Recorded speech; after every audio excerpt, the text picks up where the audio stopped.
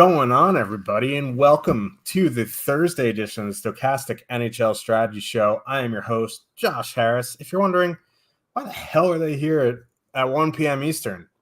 MLB starts today. There is MLB Live Before Lock at 2 p.m. because FanDuel locks at 3 p.m. instead of 4 p.m. like DraftKings. What a trash site that blue site is. But anyway, we'll be here. We're going to try to condense this into an hour so we don't really overrun their show. Both shows can be on at the same time, but we're going to try to get off before that. Just, I mean, you're used to getting off quickly anyway, aren't you? That's why I got kids, man.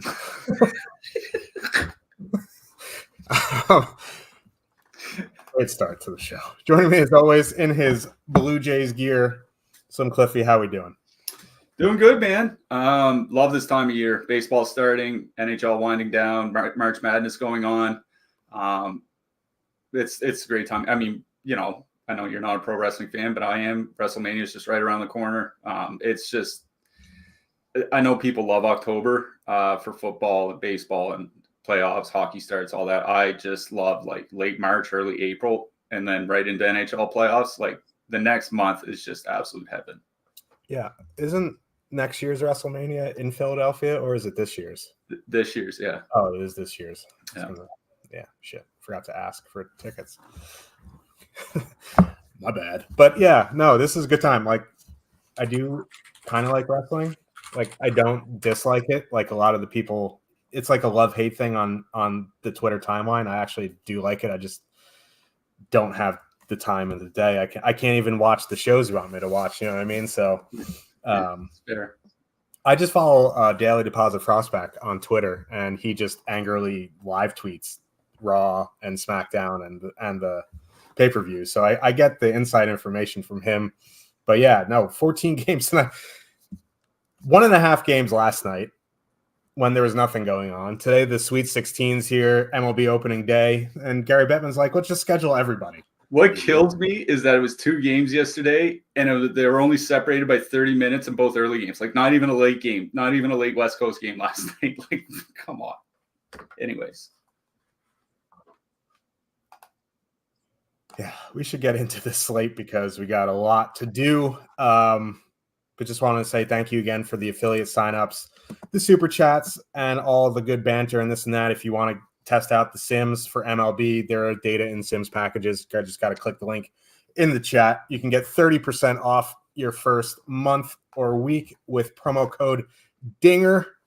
Not as good as the hardwood promo, but DINGER you can do some stuff with, but I'm not going to. We have a large slate today. Let's get into it. New York Islanders with a 2.6 total heading into Florida. The Panthers have a 3.4. Islanders have been sliding recently. They have probably not going to make the playoffs now. Just click the link in the chat, 169974443, and just click the link in the chat. Go to MLB and you can see the different packages. But yeah, the Islanders have been on a big slide of late. You mentioned to me before the show the defensive numbers have slid since they switched Palmieri and Barzal, which really isn't a huge surprise. Barzal not very good defensively. You throw him with Anders Lee and whomever, they're not going to be very good. Another thing to note with Tarasenko on the top line with Barkov, they haven't been taking shutdown matchups. I kind of want to blame the head coach. I kind of want to yell about it. But like at the same time, I think he's just trying to figure out what to do with Tarasenko because he knows he's not very good defensively. I think come playoff time, Barkov will be taking the shutdown matchups. But regardless, that does put Florida one in a very good spot going up against JG Pageau, Engvall, and Casey Cizikas, if that is indeed what they're going to do. Even if they go out against Horvat, Nelson, Palmieri, it's still advantageous to Florida. One, they're only 14-3. Now, you don't get very good correlation on the power play, and this is a pretty good power play spot. So I think Florida one's fine because it's a pretty decent 5-on-5, but you do get 2 guys on the first power play unit with Florida 2 with Verhaeghe and Kachuk. I kind of lead towards them. They're lower ownership. They are 18-7. really depends what you want to do with the field here tonight. There are some expensive lines. There's a bunch of cheap lines. I kind of lean towards Florida 2 here. I think Florida 1's fine, but I don't know if I'm going to be prioritizing Florida on this slate. They have a 3.4 total, which is nice. It's bigger than any road total on the slate, but there are a lot of teams in unbelievable matchups here tonight. So Florida in single entry, it's circled. Don't think I'm going to get there. They're more of an MME play for me. On the Islander side, if I happen to get them in my crunches, I'm going to leave them like the Islanders top line or some sort of Islanders power play stack. Definitely not going out of my way to get them in my lineups tonight, though.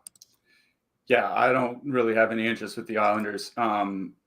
Even though they're not using Barkov in the shutdown matchups, that Lundell, Lucian, and Reinhart line has actually been pretty good defensively this season. I think a lot of it's Lucian and Reinhart, but that's neither here nor there. Still not a great matchup for them. But like, I'm with you. If you crunch 150 lineups and you get a few of the Islanders, then fine. But I'm not targeting them in single entry. It's the Florida side I like, and it's Florida 2. Old Faithful, Tkachuk, Verhaeghe, Bennett. Since the All-Star break, 3.4 expected goals, 3.3 actual goals per 60 minutes. The Islanders, this new top line that they have has only played 60 minutes together, but 79 shot attempts against in those 60 minutes it's a lot. 4.3 expected goals against, 6.8 actual goals against, like just real bad defensive numbers. The second line, better, not a whole lot better. 65 shot attempts against for Barzal without Nelson or Horvat. On his line, 3 expected goals against. Like these aren't just these. I don't think they'll be very good defensive lines. And the Islanders still have a very bad penalty kill. Like it's been their Achilles heel basically all season. The Islanders are still bottom 10 penalty kill since Patrick Waugh, last 10 games, like all that stuff. Like going back, to Lane Lambert, they just haven't been able to kill penalties. Now they don't take a lot of penalties. 2.7 minor penalties taken per game. Over the last 6 weeks, it's amongst the lowest in the league. It's 4th lowest, actually. So that might save them, but the Florida power play it's more than good enough to go 1 for 2, if not 2 for 2, if they only get 2 power play chances. That's the thing. So you get Tkachuk and Verhaeghe on the top power play. You get them in good 5-on-5 matchups. Maybe they don't get a lot of ice time because they are spreading across 3 lines now. That's a little bit of a concern. But I like them. Another reason is like there's not a whole lot in their price range that I necessarily want to play. Obviously, this is the first game. We've got a lot to talk about. But like, maybe Nashville, Ottawa, like maybe Pittsburgh if you want to go with chalky. But there's really not a ton in that 17 to 20K range on DraftKings that I'm interested in. It's stuff lower or higher than that. So in that price range, I think Florida 2 stands out above the rest. Yeah, we're Florida 2 slappies or donkeys, depending on what you think about it. Before we move on, got a $20 super chat from Michael Walker. Thank you very much. Had a profitable Tuesday. Thanks for the season-long advice. It's been invaluable. Well, thank you for tuning in, and I'm glad we can help with something. I certainly haven't been helping me with my lineups recently, but if I took all my advice, I could be retired on some Galapagos island in Narnia. But thank you for the super chat. Yeah, thanks a lot for the super chat. Certainly, it's always nice to hear that we've helped people. That's why we're here. That's why we do this. We're trying to help people win some money. So thank you. Let's hope we can keep that rolling here through the rest of the regular season into the playoffs. Also reminds me, we should shout out Craft Beer Baller. Took down the hit check a couple nights ago with Rangers 2. I think he also had another top 5 finish along with that. So great by him. Zeekster also had a takedown. I think it was the Minimax, if I'm not mistaken. He had a really good night. I see in chat. Benjamin Brackman says won the $5 on Tuesday with Rangers 2 as well. So Rangers 2 did a lot of work for the Stochastic fans on Tuesday. Let's see how they do here tonight, but congrats to the winners. Let's try to get a few more here in this 14-gamer. Yeah, I mean, Craft Beer Baller, like IPAs, like, come on. No, we don't have time for that. No. But congrats, you guys. I should have used the Rangers second line instead of Colorado that night because I used Seattle 1. I would have been up there with you guys, but, I've been an NPC lately, so congrats. Philadelphia Flyers with a 3.2 total heading into Montreal. The Canadiens have a 2.8 total. Flyers chalk night. That just feels atrocious. atrocious. Like the bottom of the East is so bad. One of the Flyers or Capitals is going to be in the third spot in the Metro, and that's just brutal. Tippett, Konechny, Frost, 13.7% projected on a 14-game slate. I like the Flyers here. That's just too much ownership. I'd rather go play someone else in a better matchup because it's a good power play matchup. Don't get me wrong, but the Flyers power play sucks, and they're going to see a bunch of the Montreal top line, and that line is the only good defensive line that they have. Now, good is relative, but there's still a lot better than the depth. So I'm like, if you want to play the Flyers, again, never fade your guys because of ownership. But I'm probably going to be out in my single entry on Philadelphia 1 for the reason that their power play sucks, and that line's not fully correlated. Now, can they still get there? Absolutely. It's the Canadiens, and anything could happen. But at that percentage, I'd rather go play a team in a similar matchup at lower ownership. I think in this game, I prefer Montreal 1. They're $600 cheaper. They're half the ownership. Urson's been awful. He just gave up 6 goals to the Rangers. The Konechny, Frost, Tippett line is pretty high event. So if anything from this game, I think it's actually Montreal 1 for me. Yeah, I don't have a particular problem with playing the Flyers here, mainly because it's 16,400 for the top line, right? Mm-hmm. Like, it's not like you're paying 19 to 20K or something like that. You don't need a massive night from them, for them to be a pretty good stack here. But they just have a terrible power play. That's just been the problem the entire season. I'm pretty sure Travis Konechny has more shorthanded goals than power play goals over the last 2 seasons. It's absolutely insane how bad they are. And, Montreal's not a great 5-on-5 defensive team, but they're certainly not like San Jose or Chicago or something like that. So this is probably a situation where if you're playing a 3-2-1 lineup and you want to play a one-off Konechny or a one-off Tippett, I think they even took Tippett off the power play for Bobby Brink in the last game. So, if you want to do a one-off like that, I think that's fine. But full stacking on a slate with 28 teams, where the one weakness from your opposition is the penalty kill, and it's the one weakness of the Flyers is the power play. It just doesn't seem conducive to playing a 15% owned line or whatever they're going to end up being. I'd much rather one-off Konechny or Tippett or something, or even Brink, than full stack anything. On the Montreal side, I don't mind Montreal 1. The thing that concerns me is that Flyers top line, the Konechny Tippett line, has actually been pretty good defensively. Not all of Owen Tippett's and Morgan Frost's line combinations this season have been good defensively, but when they've been with Travis Konechny, they have been. And, the Flyers typically have a good penalty kill, but I will say it has been sliding over the last month, 6 weeks. Part of that's goaltending. Part of it is defensive injuries, but it's the same goaltender and they still have all the same injuries. So I don't know why a whole lot would change. I don't have a problem with playing Montreal 1 at 5-6% ownership here tonight.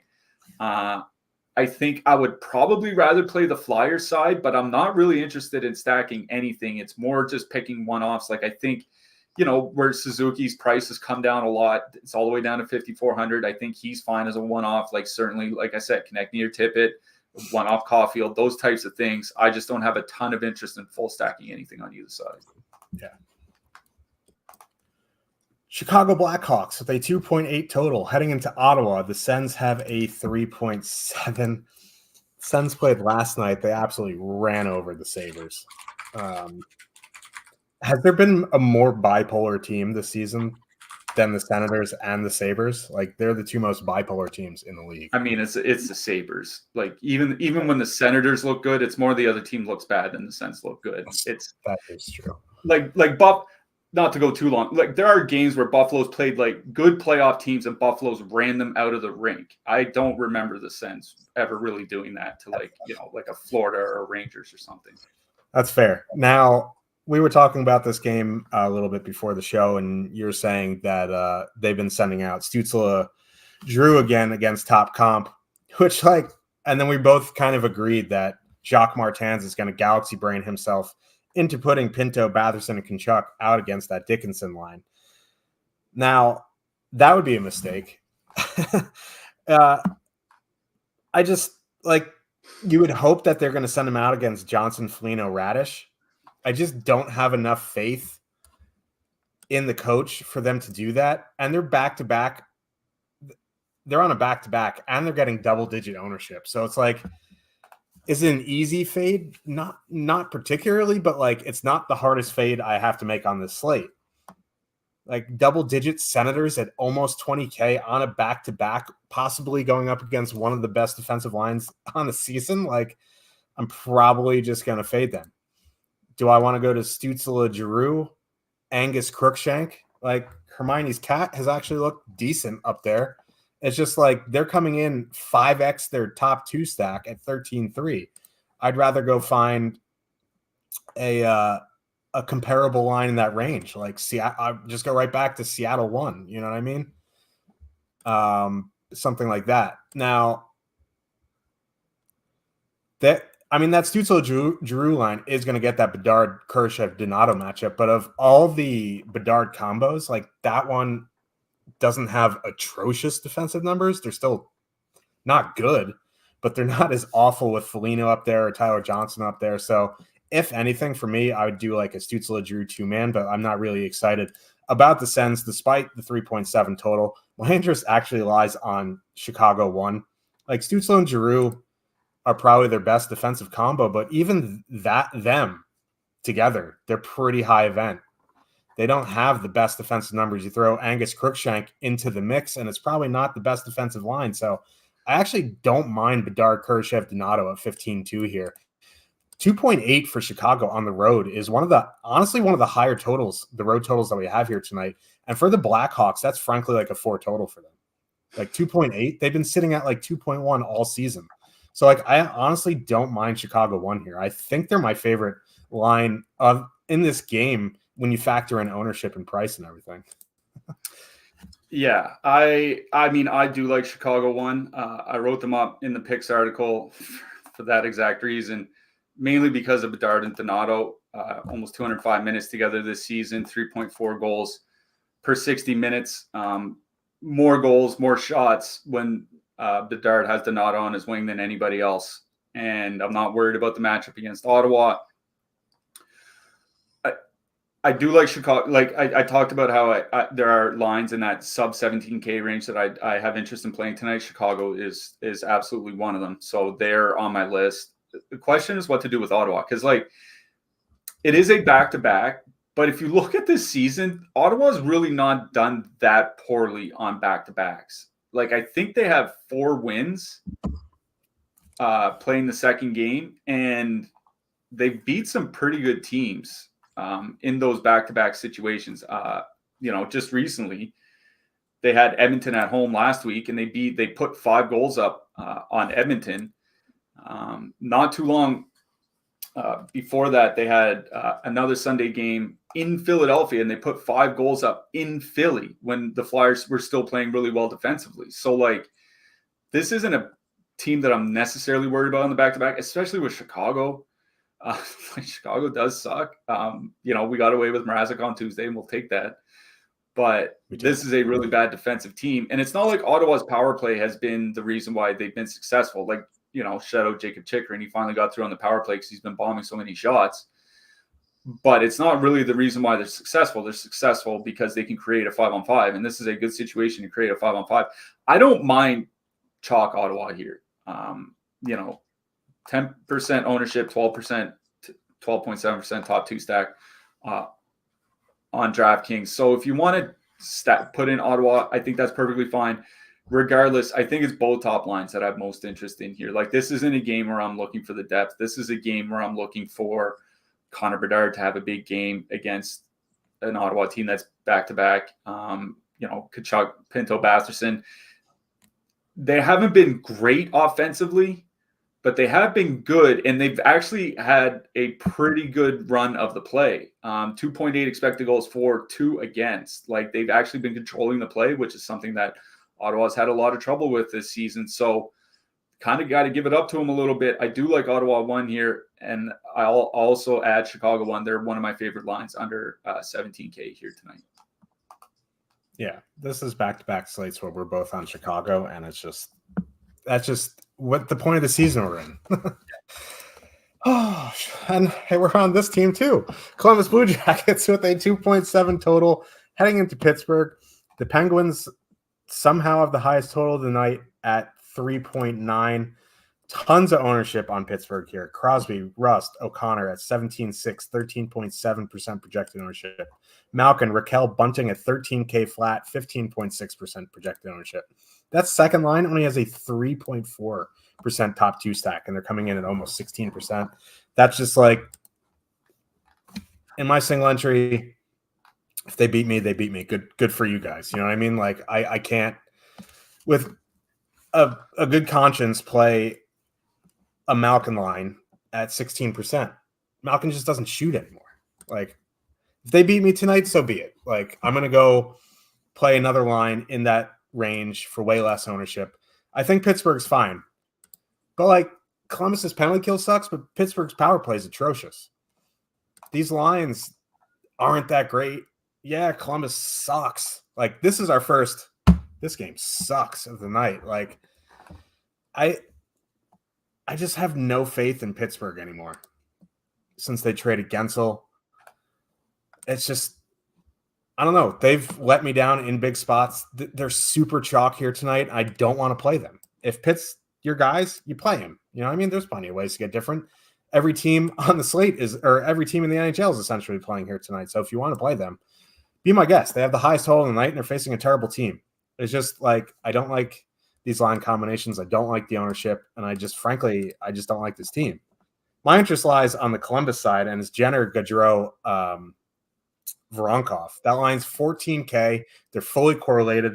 Now, we don't have a top stacks run with Voronkov up there. We have Texier up there currently. So they go from 13.4 at 5% ownership to 14K. I would imagine the ownership is around the same. It gets a little bit more expensive, but it becomes fully correlated. And they're going to be facing off against the Crosby line, who frankly haven't been great defensively at all. So I'm in on Columbus top line, and it honestly makes me feel nauseous. But I prefer them around 5% than 16% of getting Malkin here tonight. Yeah, this is a game where I'm in on both top lines as well. And I agree. I'd rather play Columbus 1 than Pitt 2 here tonight. It is a perfectly correlated top power play unit. You know, how good that power play actually is. Like, one thing Pittsburgh has actually done is maintain a good penalty kill. The reason why they suck defensively is not because of the penalty kill. It's because of their 5-on-5 play. Now, there's no sample with Voronkov on the top line. We don't know how he's going to do. But what I will say about Voronkov is he's a guy that gets to the net. He's a guy that cleans up a lot around the crease. He's a guy that gets shots, you know, mid to low slot between the circles. Those are dangerous areas. And you know, I like Erik Karlsson a lot, but when you have Erik Karlsson defending, he can kind of give up those in-tight shots every once in a while. So I do like Columbus 1, especially up against Pittsburgh's top line. Like, they're still trading chances back and forth, whether Jake Gensel's there or not. They pretty much kept up the same pace of play. So I do like Columbus 1. No issue playing Pittsburgh 1 either. Rust, O'Connor, and Crosby have been good together offensively. Like I said, they do trade chances, but they have been good together offensively. I did write up Brian Rust in the picks article over at Stokastic.com. 20-28 per game in ice time since Jake Gensel was traded, adding over a minute per game, and he's added some shots as well. And I mentioned 40 shots, 3.6 expected goals, 3 actual goals per 60 on the top line without Jake Gensel. So they're still very good offensively. Columbus is not good defensively. The Columbus penalty kill, like, their entire problem has been goaltending. Like, they're actually doing well limiting shots, and I'm not that worried about the Pittsburgh power play. So you're going to need Pittsburgh to probably score 3 times at 5-on-5, and you know, it's Columbus; they can absolutely do it. But I'm not super excited about playing that Pittsburgh. Like, I think I'd probably rather play Ottawa than I would rather play the Penguins here tonight. But I do like Columbus 1 in this game as well. Yeah, like, your point about Pitt 1's pretty good. Like, I don't think I'd full stack him, but I maybe, one off of Rust, one off of Crosby. It's fine. Like, I don't know. That's just a lot of ownership for Pittsburgh. Jake will play him, and then he'll let me know how he does. Washington Capitals with a 2.8 total heading into Toronto. The Leafs have a 3.6. Matthews didn't skate this morning, but they said he's available. I don't know if it's sickness or injury related. Maybe he just needed to shave his head to become the next mythical creature in the NHL. He's holding on to a ridiculous hairline. He needs to shave his head. But anyway, more chalk here. Both Toronto lines in double digits ownership. Nylander, Tavares, McMahon, 18.8, 13.6% projected ownership. Matthews, Bertuzzi, Domi, 10.7% projected ownership. I honestly don't mind Toronto 1 here. I was telling Cliffy before the show, a line with Matthews and Domi have given us the sample that you would expect them to have. Very, very good offensively, not very, very good defensively. There's 17.8, a Matthews line at 17.8 with a little bit of negative leverage. The thing is, like, the one thing that does worry me is Washington plays at such a grindy low pace. But, like, I feel like Matthews Domi can push that pace a little bit. So I honestly don't mind Toronto 1. I don't think I'd full stack Toronto 2 with that ownership. I would one off a Nylander or a Tavares, something like that. Or even, like, I'm fine with one-offing anyone on that line. But if I was going to full stack, it would be Toronto 1. On the flip side, I'm not very high on Washington here, despite it being Toronto and them being really bad in net and on the blue line. If anything, it would be Ovechkin, Oshie, McMichael, and their 5-on-5 numbers do nothing to excite me. I think Ovechkin is a fine one-off. McMichael is a fine one-off. Dylan Strome even is a good one-off, but I don't think I'd full stack anything on Washington. Yeah, they did say Matthews is a game-time decision. It's not that he's going to play here tonight, so just kind of watch out for that. If he's out, changes a lot about their team. If Matthews is in, I agree. I'd rather play Toronto 1 than Toronto 2 because they've not been really using Matthews in the shutdown matchups. And, Michael and Oshie actually have good defensive numbers together this season, and Ovechkin hasn't killed them in that regard just yet. So you get Matthews against those second and third lines, and I think those are the matchups that you want if you're rostering Austin Matthews here tonight. So I do prefer Toronto 1 over Toronto 2. On the Washington side, I don't like the idea particularly of stacking the Washington top line. And the reason for that is Toronto's penalty kill is something that's really been killing them. No pun intended. Last 20 games, bottom 5 on the penalty kill by shots against, goals against, all that stuff. Washington's power play has been a big reason why they've had this recent surge over the last few weeks. And Dylan Strome is a big part of that top power play unit. He plays on a different even strength line than Ovechkin, but they're on the same power play. So it's one of those things where, like, I don't have a problem playing Washington 1, but I might be tempted to take out Connor McMichael, put in Dylan Strome, and just make it a power play stack. Other than that, like you said, it'd be one-offing Ovechkin or Oshie or something like that. For sure.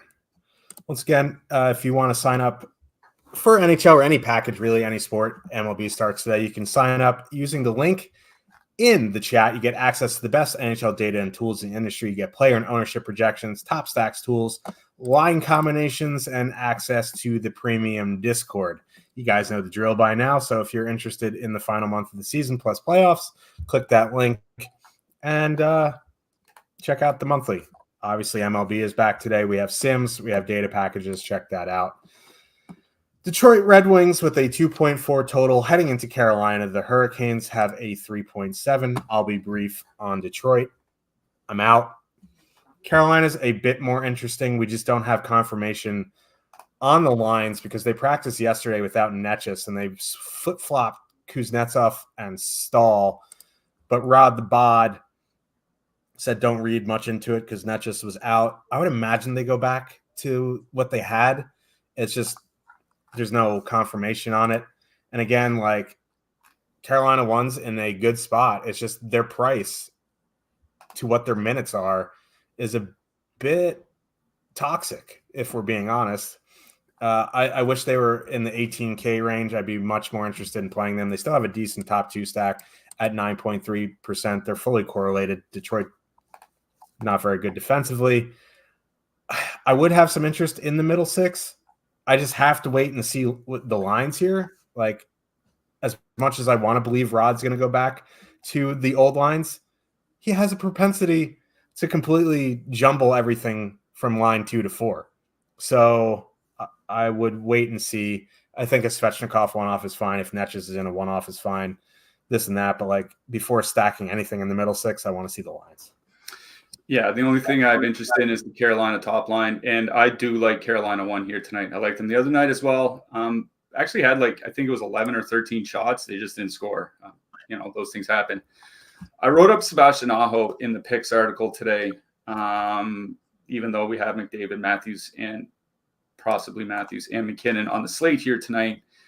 What I mentioned is that the shot volume is sometimes is usually a problem for Aho in DFS, but to your point about the minutes, since they moved Jake Gensel to the top line, they have been getting more minutes.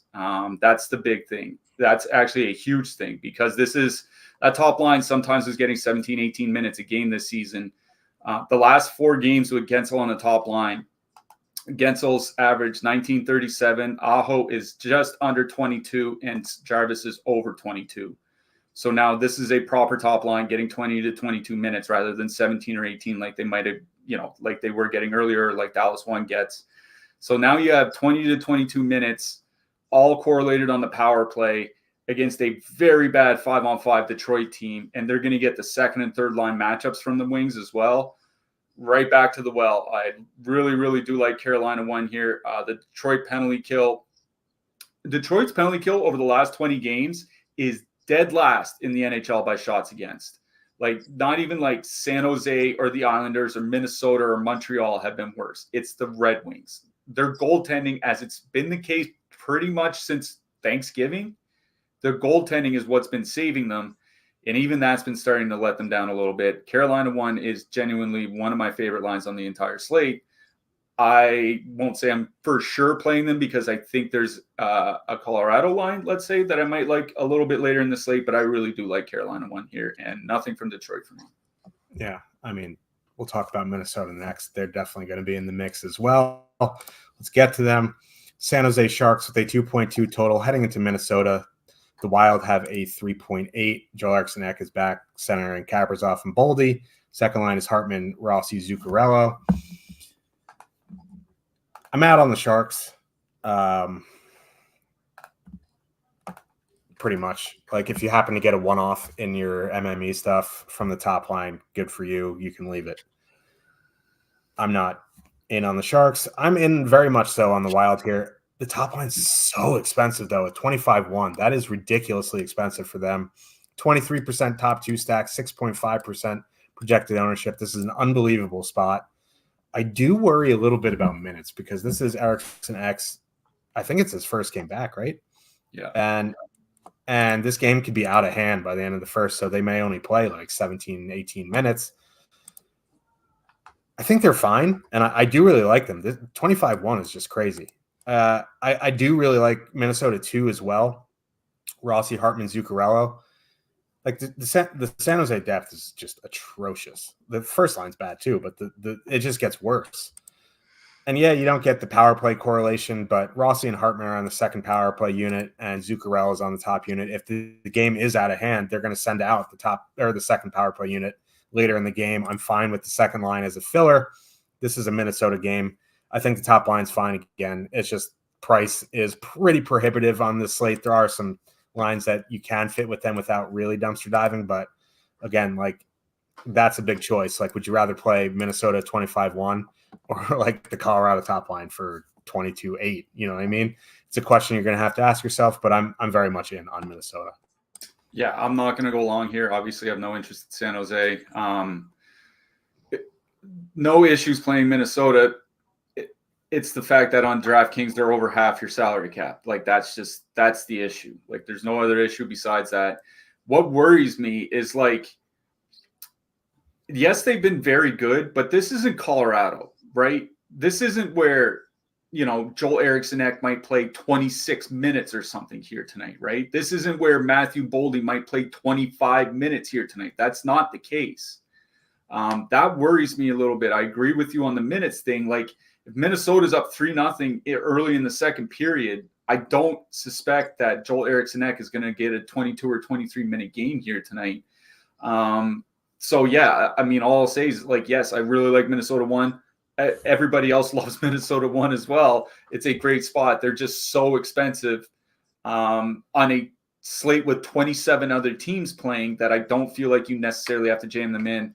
I will say Kirill Kaprizov is legitimately one of my probably my favorite one-off in the entire slate. So that's what I'll say about that. Yeah, and Kaprizov price has been pretty much the same for the past month, like in the mid nines. He's 9,700 tonight.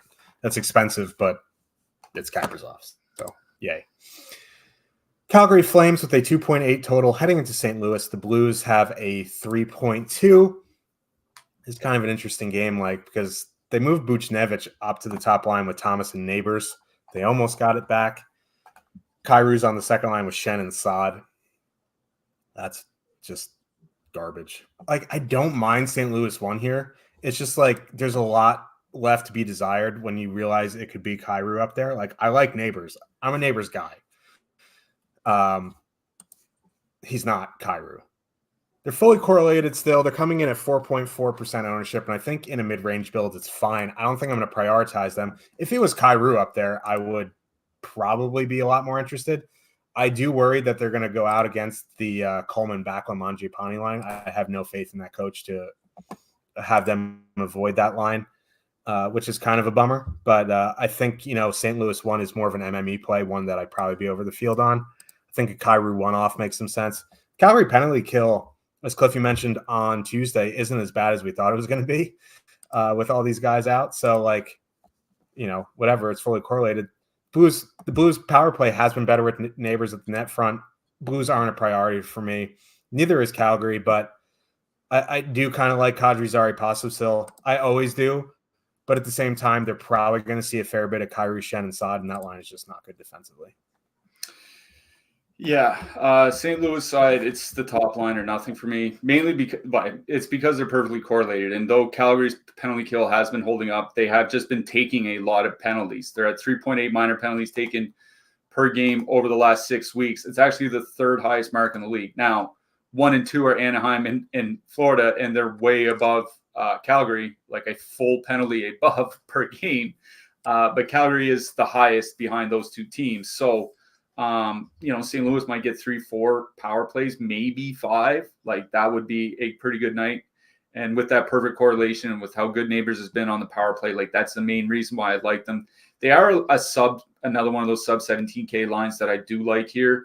What worries me is that they're going to go out against the Kuzmenko line, because that has actually been pretty good defensively since they've been put together, whereas the other two lines, not so much. And that's kind of the concern. But I do like St. Louis 1 here, but that's really the only line I like in this game. Vegas Golden Knights with a 2.7 total heading into Winnipeg. The Jets have a 2.9. This is an actual good hockey game. Not very attractive for DFS, though. I don't know why Iafallo is still on the top line. They're scratching Perfidi. We don't have time for a Rick bonus rant. He is back with the team. Glad he's doing well. Had to get that out there. I've had some bad juju with the Jets this season. That being said, the Iafallo line with Scheifele and Connor, they haven't been great defensively, and they're going to see a fair bit of Carlson, Dorofeev, Mantha. I'm not saying go out and play Carlson, Dorofeev, and Mantha here tonight, but for 11-6, their numbers have been very good. If this was a better matchup, I would be very interested in them as a filler. If they happen to get into your mix in MME, I think that's fine at the price. They're fully correlated on the second power play unit, whatever that means to you. But if anything, it would be that Vegas second line as a filler. On the other side, I'm not super interested in Winnipeg. That top line does nothing for me with Iafallo there. Monahan to Foley, like, it's probably just going to be one-offs, like a one-off to Foley, one-off Monahan, something like that. But I don't think I'd stack anything on the Winnipeg side. Yeah, there's not a whole lot of interest from me here. I agree with Carlson and Dorofeev. I actually just wrote an article about Dorofeev at a different website for today. He's looked really, really good. Problem is, it is a bad matchup against Winnipeg. Like, where Winnipeg can really be had is their penalty kill, right? But the Vegas power play without Mark Stone, like we say it over and over, it has really, really, really struggled. And they're just not drawing a ton of power play opportunities. They're only at 2.7 minor penalties drawn per game over the last 6 weeks. It's the second lowest in the league, with only Columbus being lower. So they only get a couple power plays. I don't feel super confident they're going to go 1 for 2 when they've been struggling to go for like 1 for 20. You know what I mean? So not a ton of interest in stacking either side here. You know, like I agree with you. If you want to one-off Ehlers, that's always fine, or one-off Marchessault or things like that. But yeah, I'm not stacking anything out of this. It's a good hockey game, just not good for DFS. Yeah. Los Angeles Kings with a 2.8 total heading into Edmonton. The Oilers have a 3.3, 23.5K Edmonton top line coming in under 1% ownership. Makes me very nervous. That being said, the Kings have been excellent defensively, and Talbot has been better. So this is actually a pretty brutal matchup for the Edmonton top line. They are obviously matchup proof if you want to play them. Like getting 3% Edmonton 1 and MME gets you way over the field. I think that's something you can do. So yeah, like Edmonton 1, I think is a pretty good play to get, a little bit over the field in MME. It's McDavid. Hyman has 51 goals on the season. Hyman's having the season that Ryan Nugent-Hopkins had last season. Like they're just going nuts on the power play. So Edmonton 1's fine in MME. On the Kings side, I think it would be that Kings second line for me, denote more Fiala. Like I'm a big Kempe, Kopitar, Byfield slappy, but going into the McDavid line is never a fun time. And they don't create as much anyway. That second line has been excellent, and I have no faith in a Draisaitl, Henrique, Fogle line to be good defensively. So if anything from this game, it's Kings 2, Edmonton 1. Yeah, this is it's not really that good of a matchup, honestly, for Edmonton. I was looking through the games that they played because Edmonton and Los Angeles, this is their 4th game against each other this year, and they played each other in playoffs last year. McDavid had a pretty good game against the Kings, but that was back at the end of December when the Kings were like in the thick of that huge slide, 25 game slide that they went on or whatever. The 2 games that they played since the All-Star break haven't gone that well. McDavid has 5 shots and 2 assists in those 2 games, and the Kings line has actually carried the Kings top line has actually carried the expected goal share over the McDavid line in those 2 games, which both came under with the new coach as well, like since Todd McClellan's been fired. So I think we've seen a much better Kings team under Jim Hiller and much better defensively. So like, I don't have a problem playing Edmonton here tonight. I never have a problem playing Edmonton. As you said, like when you get a low owned McDavid, that's one of those things that should probably put your radar up a little bit. But the Kings do have a pretty good penalty kill. It's something they've had all season. It's honestly the one thing that kind of saved them during that 25-game stretch from sliding right out of a playoff spot. So even though Edmonton's perfectly correlated, it's not a great power play matchup. The Kings have been a lot better over the last 8 weeks. And when I look at that price range, like we'll talk about Colorado next, like Colorado's in that price range, Carolina's a few K cheaper. Obviously Carolina's not Edmonton, but they're also playing Detroit and not Los Angeles. So like, those are big differences. I'll never say don't play McDavid. That's, completely ridiculous. I just don't think 14-game slate against Los Angeles with the way the Kings are playing defensively and on the PK is necessarily the spot where I'm going to go in my single entries. The Kings side is a little bit more interesting because I'm not entirely convinced that Edmonton's second line is going to be very good defensively. Like Draisaitl and Fogle have been pretty good offensively this season. It's the one thing. It's been big for Edmonton to actually have secondary scoring and to be able to keep McDavid and Draisaitl apart for a lot of the year. But they haven't been good defensively. And, since the All-Star break, they've been about league average. League average for that Kings second line. That's something that they can kind of take advantage of. And the Kings penalty and the Edmonton penalty kill really has not been that good, basically since the All-Star break. That Kings second line has almost no ownership coming in on them, 0.5%. I'm not targeting them specifically in single entry, But if I was 20 maxing, certainly 150, it would be one of the lines that I would have in contention in that 17K-ish range here tonight. Yeah. Just like Florida 2, we are Kings 2 slappies or donkeys, depending on how you want to see it. Just want to say, again, MLB starting today. If you want to get the Sims package or a data package, just follow the link in the chat, and you can check out the packages. Also, I will be recording a Quick Picks MMA video for UFC Atlantic City today. I will be doing it today. It'll be up on my Twitter probably a little bit after NHL lock. So if you are playing MMA this weekend, stay tuned for that. And let's get to these final 4 games. That was a unintended NCAA pun. New York Rangers with a 2.9 total heading into Colorado. The Avs have a 3.5. This is one of the funner games on the slate, and not just because I'm a Rangers fan. They're actually 2 good teams playing each other, and you can actually use them for DFS. Colorado won 22-7, which is honestly reasonable compared to like Minnesota won. And McKinnon, Rantanen going to get their 23, 24 minutes tonight.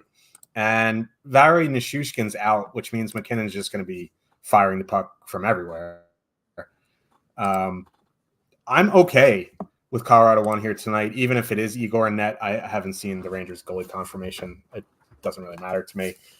Colorado 1 is one of those matchup-proof lines. I'm in on Colorado 1, 5.6% projected ownership. Like, even it doesn't even matter which line they get. Kreider, Zibanejad, Roslovic, Panarin, Trocheck, Lafreniere. They're comparable defensively. They're pretty high. Both of those lines are pretty high event. The Roslovic line is obviously worse, but it's not like the Panarin line has been great. That being said, in on Colorado 1, Colorado 2 with Nichushkin out is not something I'm super interested in. I think Casey Middlestat one-off is fine as he replaces Nichushkin on the top power play unit, but it's Colorado 1 for me. On the Rangers side, with Nichushkin out, that really hurts their second line defensively. The top line with Drouin's not elite defensively, so I do have interest in the Panarin, Trocheck, Lafreniere line. They've been great all season. Panarin's first 100-point season, which is honestly surprised me when I heard that. I could have sworn he had a couple 100-point seasons, but I guess not.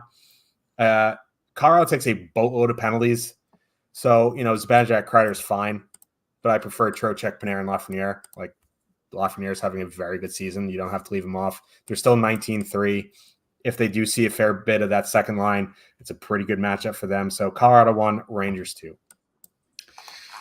Yeah, I don't necessarily mind playing the Rangers here tonight, especially where there's just not that much ownership coming in. Like, it would be the Panarin line I'd have interest in, just for clarity. Not that much ownership on them, just 2%.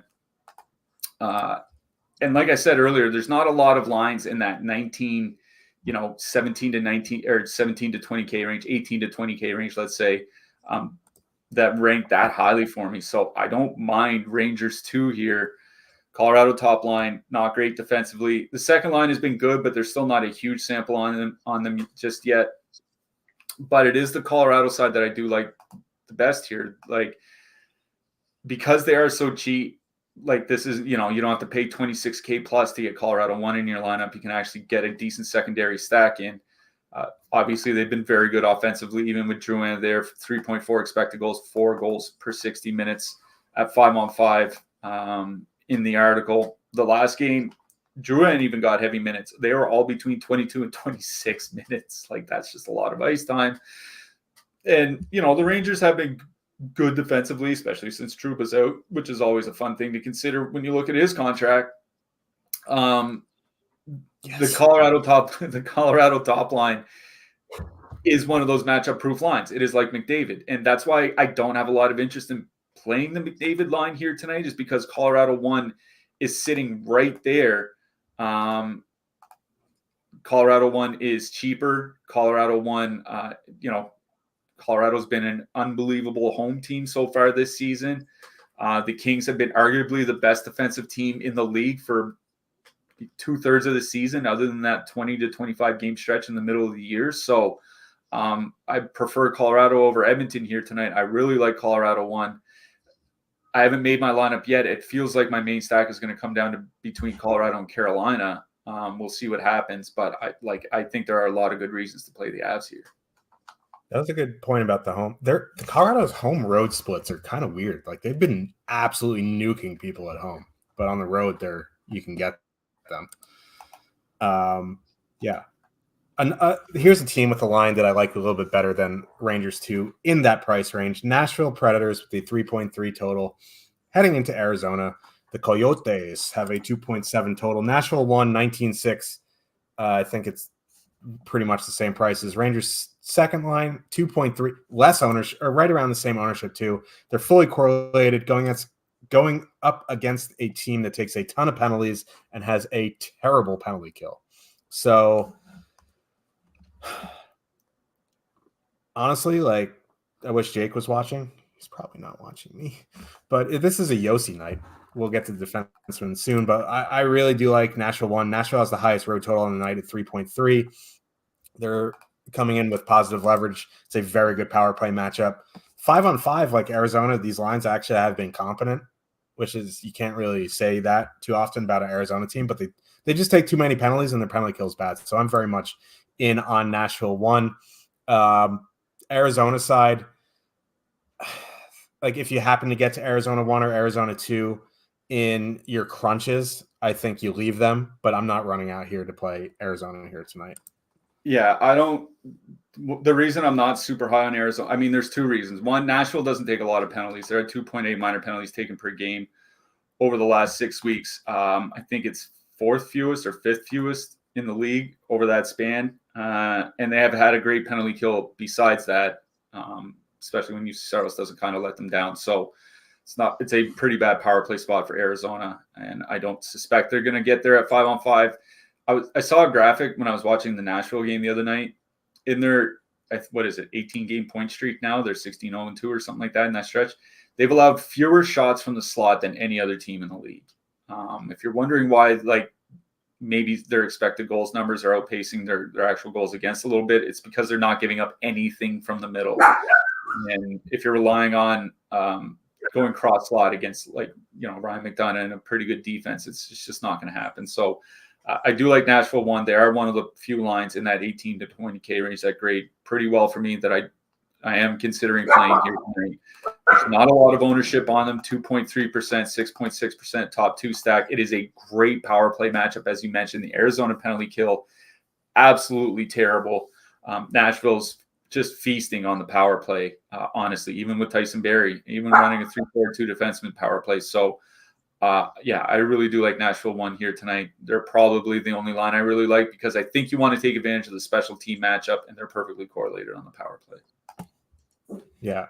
Speaking of Ryan McDonough, he's having a very resurgently good season, which is nice to see. I'm a big Ryan McDonough guy. Anaheim Ducks with a 2.2 total heading into Seattle. The Kraken have a 3.2. This isn't even a home and home. It's just a home. Like they're playing in Seattle back-to-back nights, or not back-to-back. They played on Tuesday. Seattle just ran them out of the building. I'm out on the Ducks. I'm fine with Seattle 1. I'm fine with Seattle 2. My dogs like Seattle. McCann, Eberle, Schwartz, fully correlated. Bjorkstrand, Tolvin, and Beniers fully correlated. It's just a matter of which line you want to go to. I prefer Beniers, Tolvin, and Bjorkstrand, but both units scored on the power play, so I'm fine with either. I just take the low ownership and go Beniers. Yeah, nothing for me from Anaheim, obviously. I wrote up Jared McCann in the picks article. He has no goals in his last 9 games, but he's averaging 3 shots per game in that span. So, it's just a little bit of a cold streak, but he's still generating a lot. The key is playing with Jordan Eberle. 400 minutes together at 5-on-5, 3.4 goals per 60 minutes, 35 shots per 60 minutes. They've actually been generating a lot of offense together. They are perfectly correlated on the power play. Anaheim, I think they're still the most penalized team over the last 6 weeks. No, just behind Florida, but still 4.8 minor penalties taken per game over the last 6 weeks. Seattle's power play, not very good, but they are perfectly correlated. I do prefer the McCann, Eberle, Schwartz line here. They are getting a fair bit of ownership, but this is still the Anaheim Ducks. Seattle 2 for me in this game. Seattle 1's perfectly fine. No issue playing them. They are cheaper. I just think McCann and Eberle kind of have, a bigger sample of doing better offensively. So that's the way I'm leaning. But I think both Seattle top lines are definitely in play.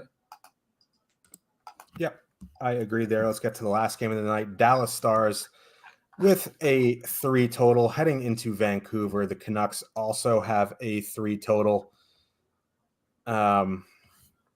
Vancouver mixing up their lines. They're going Besser, Miller, Joshua, Garland, Pettersson, Hoglander, Mikheyev, Bluger, Lafferty. This is a tough matchup for the Stars.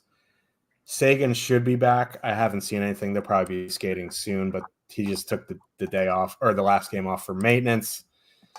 There is not much ownership in this game.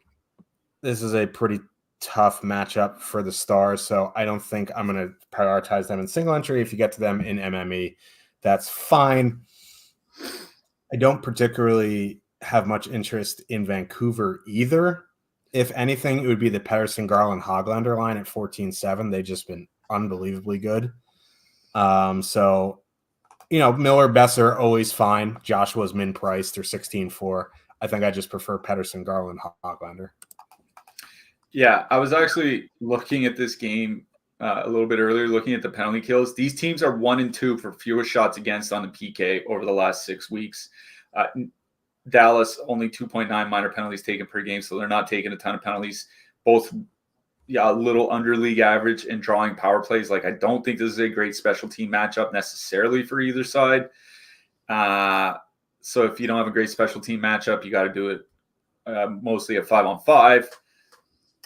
Vancouver, the JT Miller line, unless they have Suter or Pettersson next to them, the offensive numbers really haven't been that good. Whether you're looking at expected goals or actual goals, like their actual goals scored 560 minutes without Pettersson or Suter on the left wing is under 3. That's not very good. That's not good at all.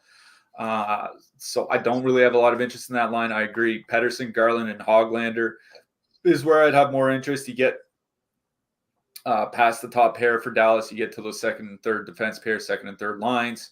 Pettersson and Hoglander, in 250 minutes together, 2.7 expected goals for, 1.8 against, 4.6 actual goals. So where it's not a great power play matchup, there's not a lot of ownership coming in on that Vancouver line, 1.6%, 1.4% top 2 stack, priced nearly as a filler.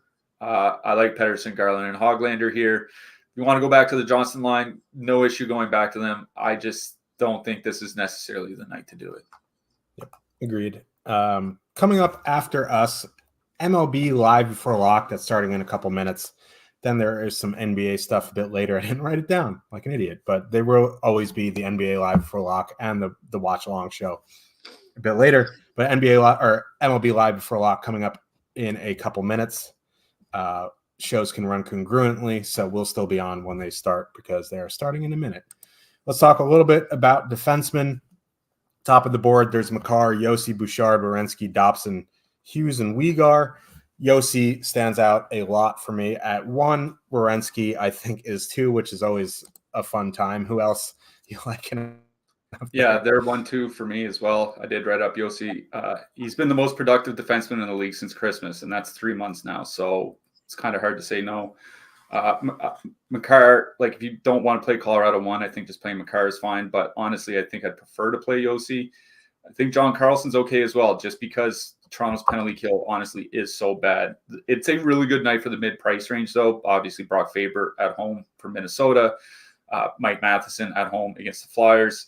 Brandon Montour at home against a really bad penalty kill. Torrey Krug at home against a team that takes a lot of penalties. Jacob Chychrun at home against Chicago. Gustav Forsling gets Aaron Ekblad back as his defense partner here tonight. Brady Shea running the second power play against a team giving up the most shots on the penalty kill over the last 6 weeks. So there's a lot in that mid-price range. I think almost prefer them than the expensive price range here tonight. There's a lot of cheap guys to use. Justin Schultz. I wrote up Braden Schneider, but I see Ryan Lindgren's coming back, and I think that's going to hurt Schneider's minutes. So that's not great. Ryan McDonough. What's that? As long as Trouba's out, it may not. I think Zach Jones' minutes gets hurt more. But Go ahead, sorry. Ryan McDonough, Rasmus Sandin, revenge narrative going back to Toronto. Zach Bogosian, like everybody's in play against San Jose, so that's just the way it is. Also, a couple defensemen that I really like here tonight. Egor Zamula, 2,600. He got some reasonable minutes in his last game. And I also mentioned Simon Edvinsson, 2,500 for Detroit. No Jake Wallman again here tonight, and Edvinsson was up to 19 minutes in that last game. So if you need a stone min-price defenseman that could actually get some block shots for you, I think Edvinsson's fine. Yep. Let's talk about some goalies. Gustafsson at the top of the board. If you're playing cash, I think that's perfectly fine. I'm spending up for goalie. It would probably be Binnington at 7,900. I don't really like anything in the 8K range. Georgiev might be okay. Skinner is not bad, but it would probably be Binnington for me. Hellebuck at 7,800, perfectly fine. Don't mind Dustin Wolf at 7,500. And then for a spend down option, don't mind Connor Ingram. That could be a little bit volatile, though. And, I don't mind Mraz again. And honestly, the cheapest guy would be Tarasov for me. Yeah, I do like Tarasov for cheap. I mean, I don't mind going back to the Peter Mrazek well either. Like, Ottawa's still not that good. But Jordan Binnington's one of my favorite goalies on the slate. I wrote him up specifically. He has really good value projections on Stochastic here tonight. I did have Sam Montembeault, not as high as on Caden Primo at home against the Flyers, though I think Primo's still fine. And also like Skinner starting for Edmonton here tonight. Old Stewie Skinner at home against the Kings. As long as Edmonton doesn't get in penalty trouble, he should be able to rack up some saves. Who are you liking for your hat trick pick? Connor Bedard. I'm going with Marco Rossi. We will be back on Saturday. If you're here for MLB Live Before Lock, they are on the air right now, but we will get off and you'll see the link. And we will see you on Saturday. Good luck, everybody. Good luck tonight, everyone.